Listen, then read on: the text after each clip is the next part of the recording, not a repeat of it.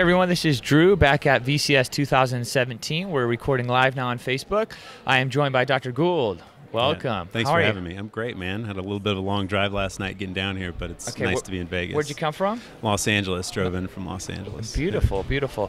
So tell me about yourself. What are you doing right now? I'm a fourth-year resident currently at USC, doing an integrated plastic surgery residency. Beautiful. Which is a 6-year-long program out there on Los Angeles. Okay, and you're 4 years in? I'm 4 years in. I'm just about to start my 5th year. So excited. Beautiful. Congratulations. Thanks, yeah. So we're here at VCS. I think it's the 13th or 14th year here at VCS. Is this your first time here? This is actually my first time at the VCS meeting. Okay, great. So what sessions have you attended so far? What are you learning? I've learned a lot about abdominoplasty and body sculpting. I've spent some time in some of the facial plastics sessions as well and gotten kind of wide exposure to content at the meeting. Okay, great. What other kind of conferences have you been to or meetings, and how can you compare those to this one? That's a great question. Every year I attend the ASAPS meeting. I've been to that consistently for 4 years.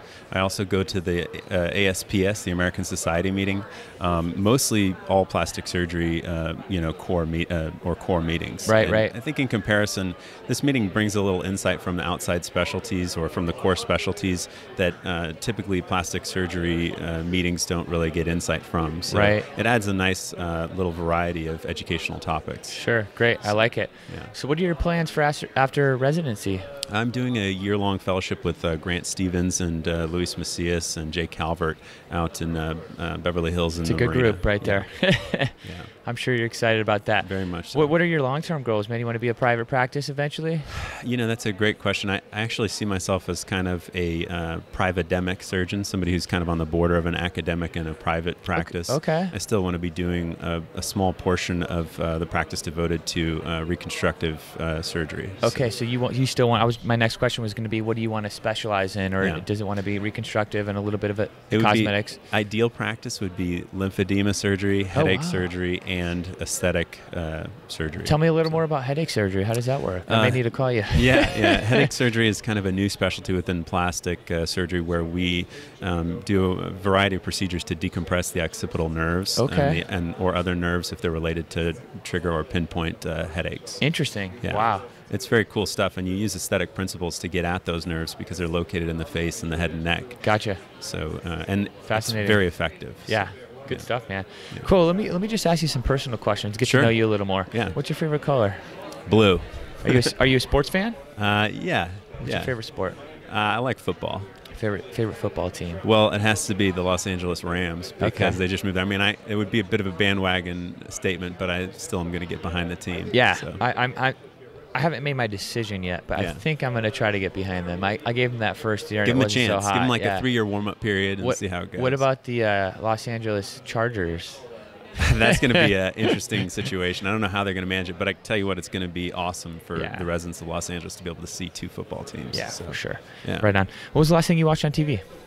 Last thing I watched, I've been watching The Vikings, which is a special on Amazon Prime. Okay, is that like a documentary series, or it's like historical fiction, but it's really well rooted around the concepts of what Vikings were like, and it has an accurate historical depiction of their culture, religion, and intersect with European culture during the time of the Dark Ages. Is history something that's fascinating? I was very in undergraduate I was very into history and took a lot of background courses. Almost got a minor in history because it's so interesting. Sweet. Yeah, and the history of plastic surgery is something that I'm also very interested in. So. Right. The history of plastic surgery, not that I know a lot about it, but when I do hear these things about how it's relatively new, in the broad scope of things, it's a relatively new specialty. Well, so plastic surgery is a relatively new specialty, but the original plastic surgeons date back to 6000 BC. You're kidding me. No. Tell me a little bit about that. Shuthro is one of the very first surgeons. He's actually in India at the time. Okay. So I guess within that culture, it was really,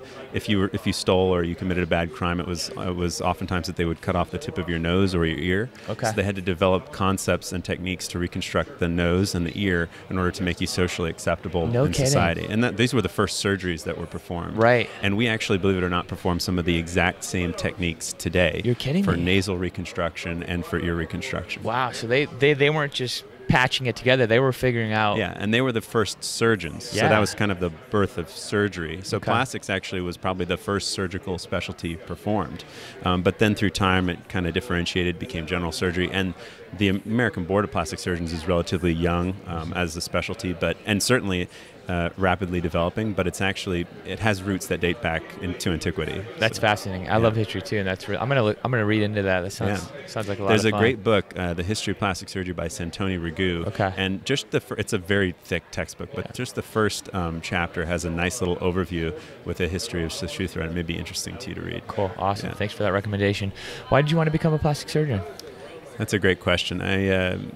My father was a pediatrician growing up, and I always liked his interaction with children. And for a while, I was interested in pediatric surgery. But then I realized the components of pediatric surgery that I liked the most were reconstructive. And then I had mentors that kind of guided me towards plastics.